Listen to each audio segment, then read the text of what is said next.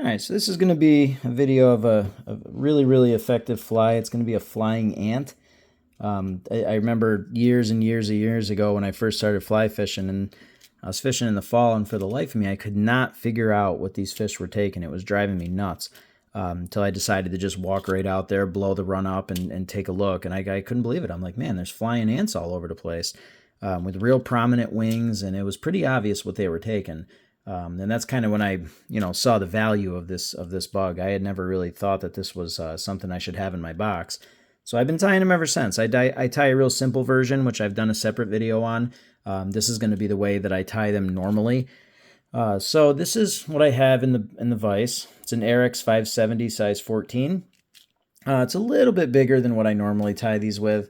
I usually tie them in 16s, but 14 is just a little bit better for video purposes. Thread-wise, you can use any black thread, whether it's round, flat, whatever. I'm going to use this 10-aught Vivus, so it really doesn't matter, and that's one of the cool things about this fly. You don't have to have the exact materials. Just as long as you have black thread, black dubbing, black foam, you're pretty much good.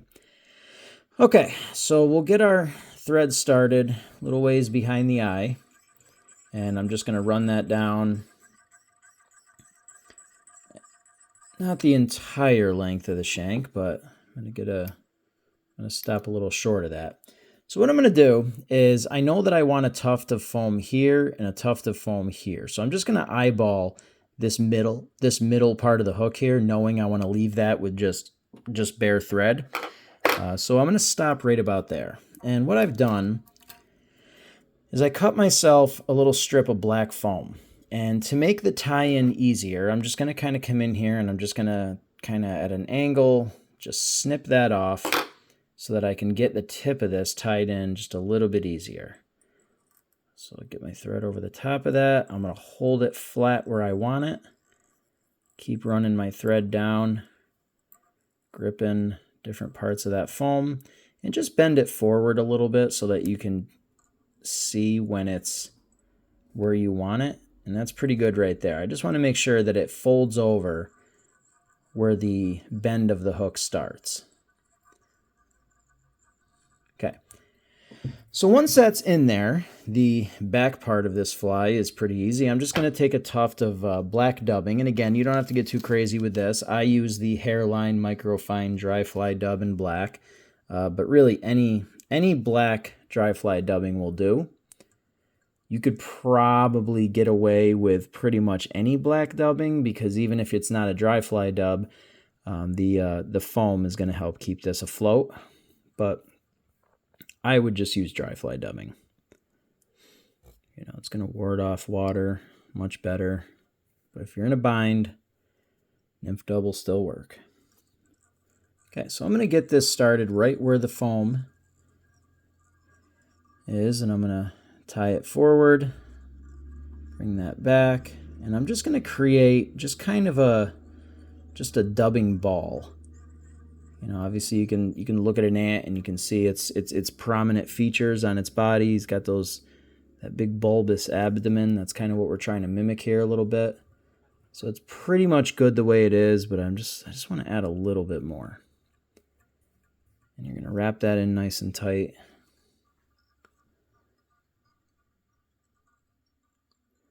And you're good. Okay, so far, really just have a little dubbing ball on there with the foam sticking off the back.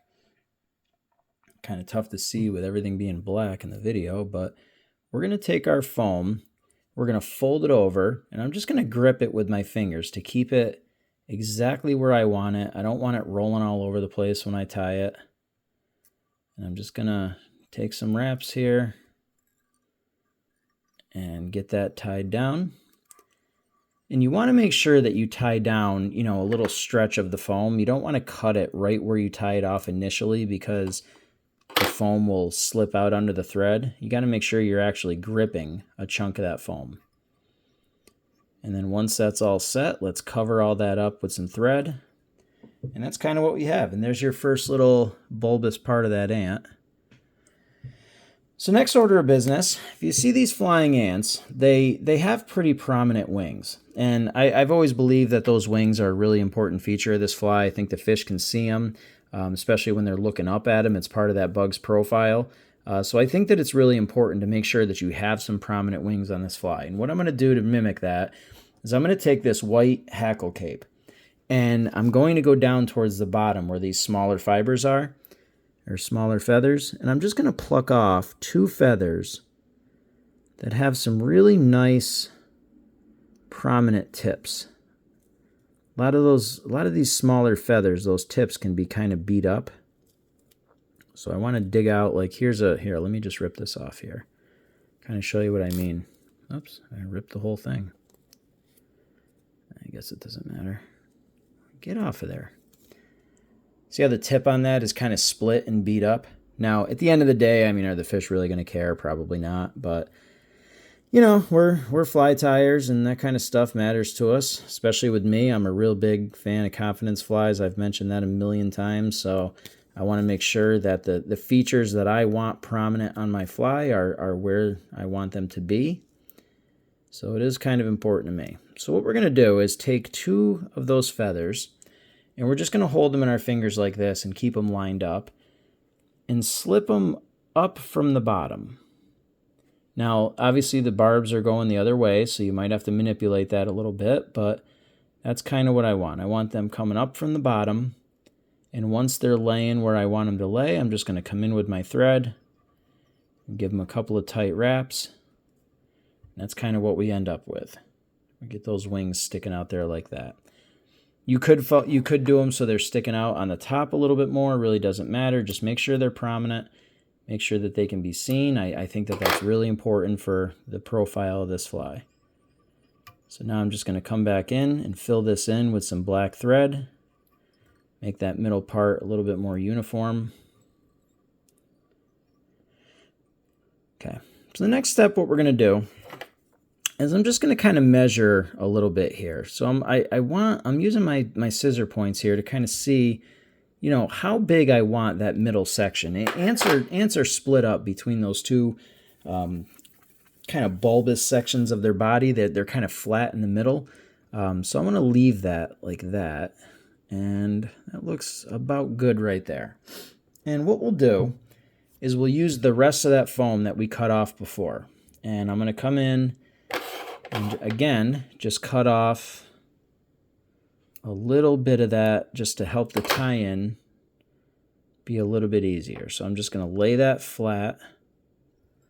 I'm going to bring my thread over the top of it, secure it, and take some other wraps going down and get all of that tied right in.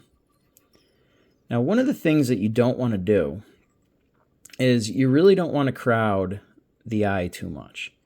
Because when you fold this over, you're going to need a little bit of room to tie off that foam, and if you're really crowding the crap out of the eye, it's going to be a little bit of a problem. So make sure that you leave plenty of room here in the front for yourself, and that might take a little bit of practice, but you'll get the hang of it pretty quickly.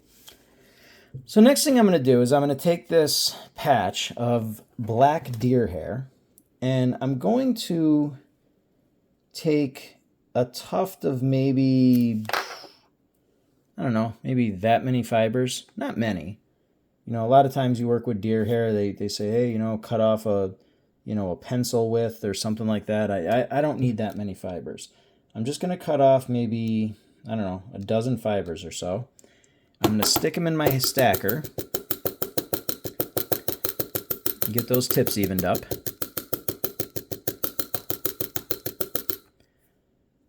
So pull those out of there.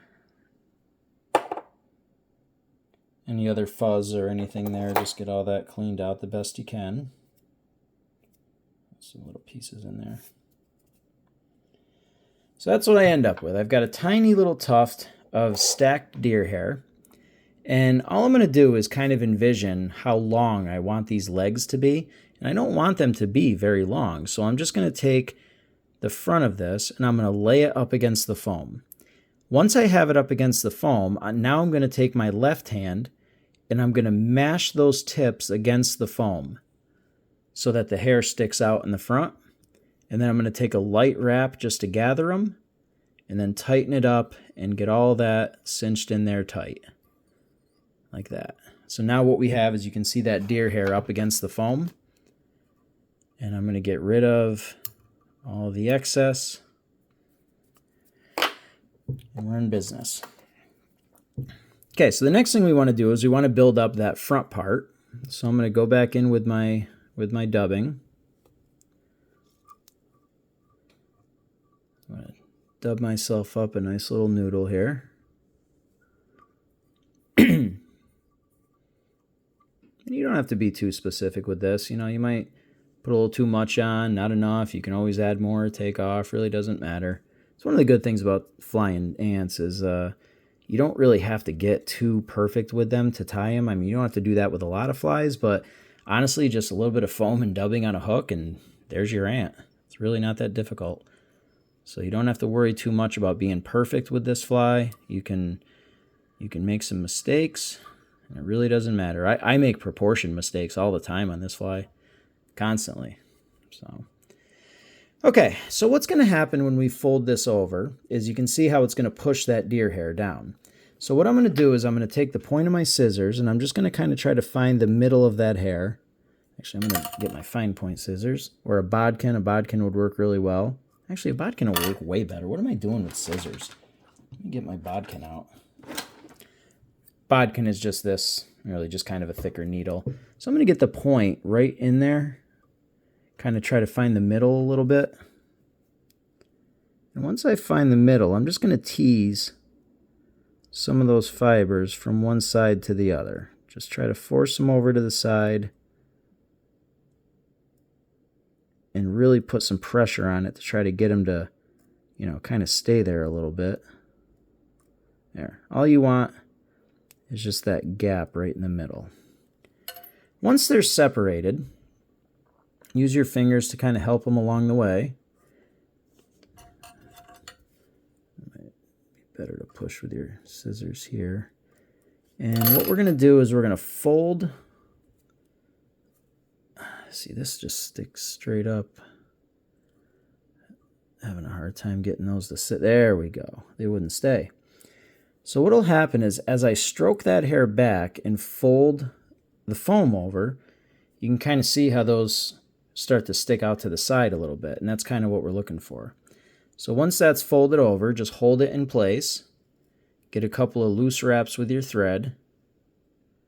Now I'm using 10-aught Vivus, which is more than fine. If you're using any type of thinner thread, make sure that you get quite a few wraps on there before you really bite down on the foam, because it is pretty easy to slice your foam with thread. So be careful with that. We'll cut that foam off as close as we possibly can. Get some of that excess off there.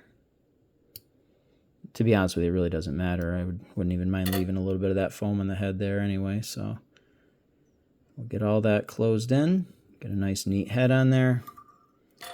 And we'll come in here with a whip finisher. Get a 3 or a 4 turn knot on there.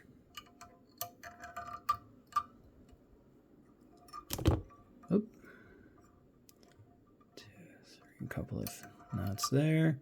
You can put some cement on there if you want. Yeah, my thread snapped before I really cinched that knot down, but that's fine. I'll just cut that tag off. Of course, I've mentioned many times I don't use a lot of head cement. I'll probably get lit up in the comments about that, as I usually do, but that's okay. So now what we'll do is we'll just take that hair and just kind of beat it up a little bit, move it around. I didn't really split it too evenly here. I got a little bit more on one side than the other, but it really doesn't matter. So that's pretty much it. That's going to be your flying ant. We got the 2 bulbous heads on there. If I flip it up, you can kind of see the legs and the wings and all the features that we're looking for. Fantastic pattern. I told you before, I've fished a lot of days wondering what was going on out there, and this is what they were taking. So flying ants are very, very effective. And this fly is not particularly difficult to tie. I think the proportions might be a little tough sometimes, but really at the end of the day, it's pretty simple. So this is my foam version. You know, I've seen it tied similarly in a bunch of different places, but that's how I do it. I also tie a simpler one without the foam. I've got a video up on that as well. But that's pretty much it. So tie up a bunch of these, and if you see something rising in the fall and you're not sure what they're taking, pretty good chance it's ants. So if you have any questions or anything, just leave them in the comments.